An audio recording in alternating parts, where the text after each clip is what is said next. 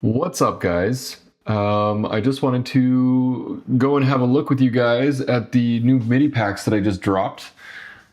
So the first thing you'll see, I've pulled the major scale over onto my sequencer window. And so the first thing you'll see is scales of individual notes, scales of triads, and scales of tetrads. Then you'll find that the chords actually come out all bunched together like this, unfortunately. Usually I have them broken up one bar for each chord. So I can quickly do that right now. So now that I've got them all chopped up into one bar segments, if we start looking at these, so what we've got here, we've got a C major chord, and we've got our first inversion where the C here has been brought up here so that we have the E in the bass and the C up high. And then we have our second inversion here where we have the G in the bass and the E up high. And then we have here an open voicing. So basically it's all the same notes as all of these chords, right? They're panned out a little wider.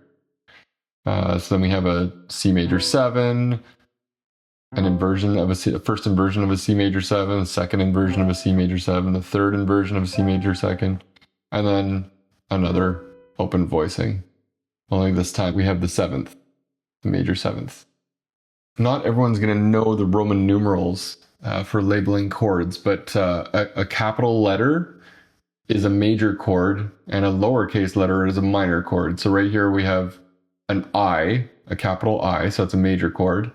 The next chord is two lowercase i's, so it's the 2 chord, so it's a D chord in this case, and it's a minor, right? Then you have the 3 chord here, which is a minor, and then you have the 4 chord, which is a major, the 5th chord, which is a major, then you have the 6th chord, which is a minor, which I seem to have duplicated or something.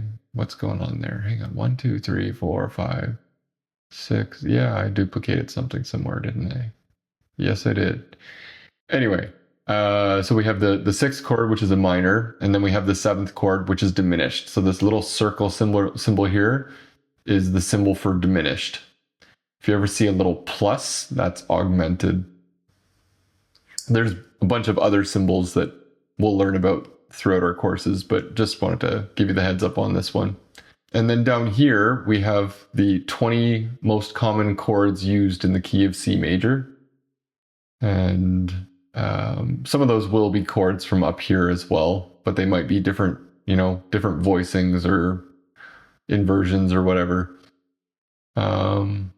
But typically for when I'm writing, I'll use this top channel up here for pulling my chords up. Let's say I want to start with a basic C major. Maybe I want to try an E minor.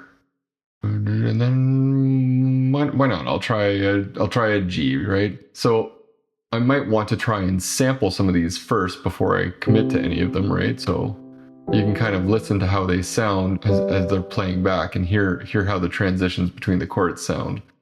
So I'm seeing this, and this is, to me, I'm seeing cause for inversions, right? So I may want to take this B here and drag this B down here just for sake of keeping all the notes closer together so that we're not jumping around when we're playing chords, right?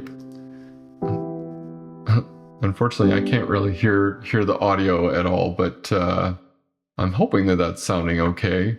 We could try putting a 4 chord here and see how that goes.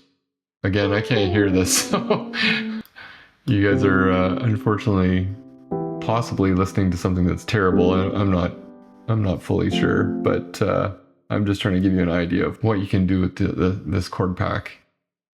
And so then maybe you want to change up some of the rhythms of the chords. So let's say maybe I want to make this chord play on that beat or on this beat. Right? You can just kind of drag and drop and adjust lengths. Now, of course, if you extend that, you're going to have to extend all of the notes down here as well. That kind of gives you an idea of where to start. So as you can see here, this one's got a lot more chords than the one that I just dropped does. So often what I will do is I will start pulling chords down. I'll get my basic chords, and then I'll decide which chords do I want to put a seventh on, or I'll decide, do I want to add chord extensions to it? It's a pretty handy tool. I'll come in here, I'll create a chord progression, I'll copy it, and I'll bring it into a new track. Obviously I have to know which key I want to work in before I start. I need to know whether it's a minor scale or a major scale. I hope this helps you guys. I find it's a really quick, easy tool for me for slapping progressions together. I can just drag and drop and adjust lengths, and yeah, it often turns out to be pretty fun. That's it for this video. I hope you guys enjoyed it and that it's helpful for you. All right, cheers, guys.